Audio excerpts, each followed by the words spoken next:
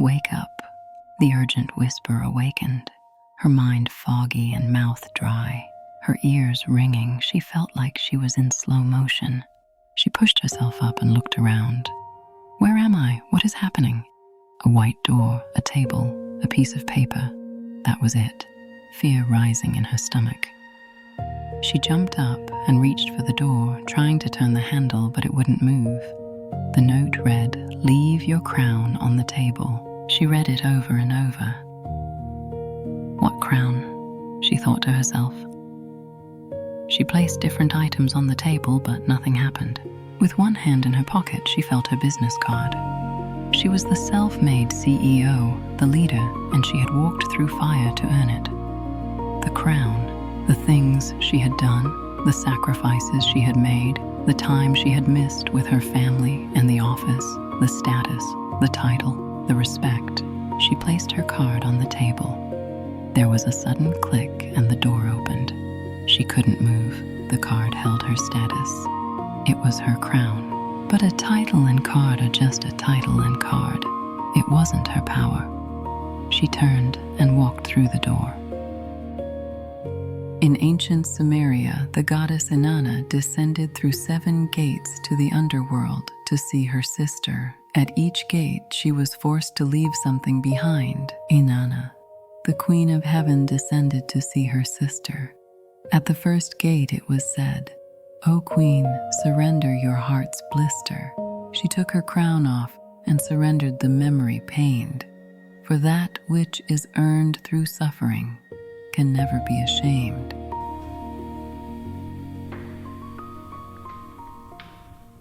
Wake up, she heard. Another room, another white door, another table, another piece of paper. Leave your beauty on the table. What does that mean? She thought to herself. Her beauty? She wasn't vain, but she knew she was attractive. Men noticed. But you can't leave beauty on a table. She tried her jewelry. Nothing. Her watch. Nothing. She looked down at herself, at what she was wearing. Paris. 3 years ago. The conference she attended alone. The man at the bar who saw her, truly saw her. The hotel room where she felt wanted. The shoes that reminded her she was desired. Alive. The night that changed nothing. Except it did. She bent down, removed them. They felt heavier than they should. She placed them on the table. The door clicked open. Desire is power, and being desired gave life. But holding on to the past did not.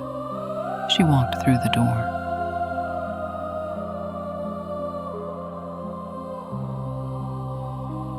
At the second gate, it was said, "O queen, surrender the idol of their desire." She removed her necklace and surrendered the blue of hearts of fire.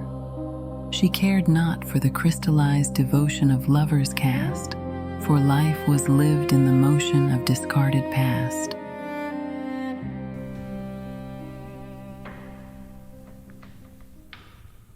Wake up, the voice again.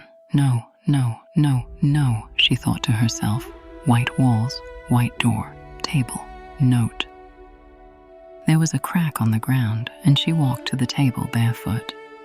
The note read, "Leave your false circle on the table." Her circle? She looked around the empty room. There was no circle here. Then she saw it. The handbag, the one they gave her for her birthday. She carried it often after that day. Through the years, even through their ups and downs, even now when she had not spoken to most of them in several months, her hands shook as she removed her wallet and her phone, placed them beside the bag, then lifted the bag itself, heavy beyond its weight, and set it on the table. The door clicked open. Circles become cages without mutual flow. Love that needs constant proof from the past is just fear wearing a friendly face. At the third gate it was said, "O queen, surrender the chains that soothe." She removed her second strand and let fall the binding truth, that bonds of belonging that were not fed would only live in love that bled.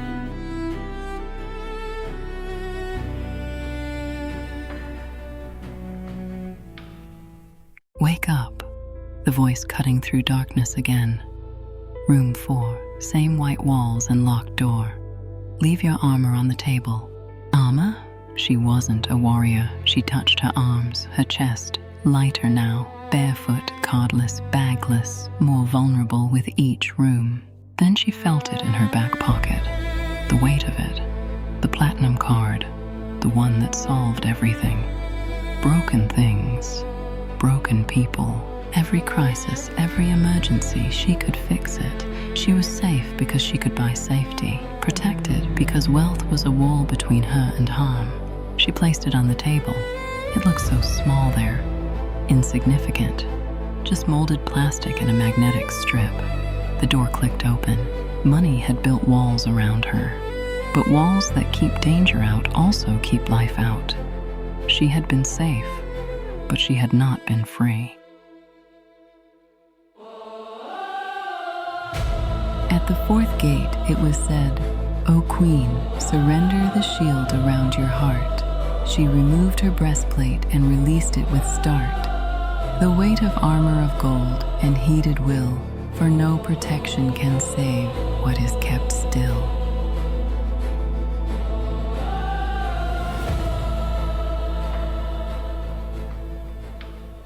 Wake up, softer this time. Room 5. The walls felt closer now. Leave your binding on the table. Binding?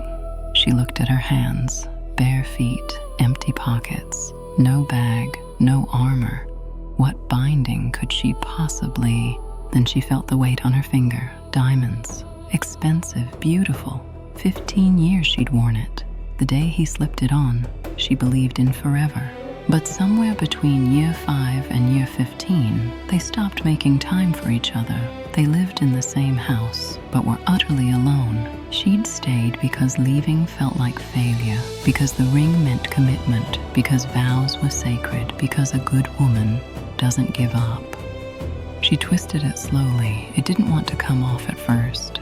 She placed it on the table. It gleamed there, still beautiful, still perfect, still empty.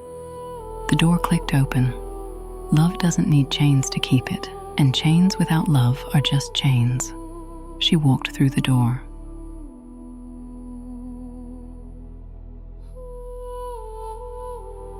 At the 5th gate it was said, "O Queen, surrender the binding of heart turned cold." She removed her rings and released the grip of promised gold. The weave made in love had hardened into duty's gloss, for sacred union lives in choice and not in the fear of loss.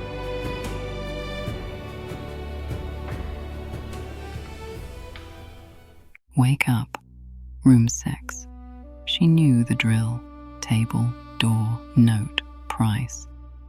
Leave your voice on the table. Her voice? She opened her mouth to speak, then she understood. The phone. She pulled it from her pocket. When had it died? This thing had been an extension of her hand. Every notification a tiny hit of mattering, every message proof that someone somewhere needed her. All those connections, all those people who needed her response, her approval, her presence. And here, in these rooms, none of it reached. She placed the phone on the table. It looked smaller than it should. Lighter, just glass and metal and circuits. Nothing sacred, nothing irreplaceable. The door clicked open. Being needed felt like being loved, but they were never the same thing. She could be unreachable and still be whole.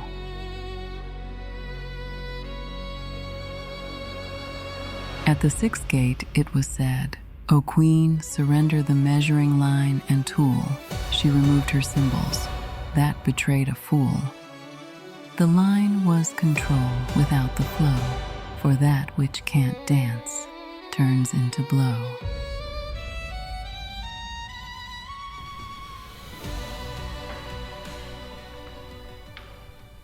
Wake up. The voice so close now, almost inside her. Room 7, the final room. She knew before she saw the note what it would cost. Leave your heart on the table. Her hands went to her pocket. She pulled it open with shaking fingers. The photo. She sank to the floor, clutching it. This was the line, the thing she couldn't surrender. Everything else, take it all, but not them, never them. Her babies, the reason she'd fought so hard, everything was for them, except, was it? Emma's recital last month. She'd been on her phone. She thought of Claire's question last week. Mom, when was the last time you were actually happy? And how she'd snapped at her for asking. Somewhere between giving them everything and being everything to them, she'd lost them, the real them, the actual humans they were becoming. Her hands shook as she stood, walked to the table, placed the photo down. She couldn't look at it. If she looked, she'd take it back. She stood there for a long moment, empty-handed, nothing left to give, nothing left to prove. And then she walked through.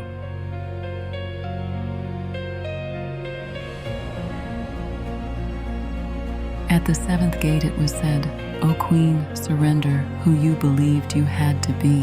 She removed her royal robe and released the weight of destiny. The mother, queen, and goddess who could never just exist, for love's truest form is found when we unclench our fist.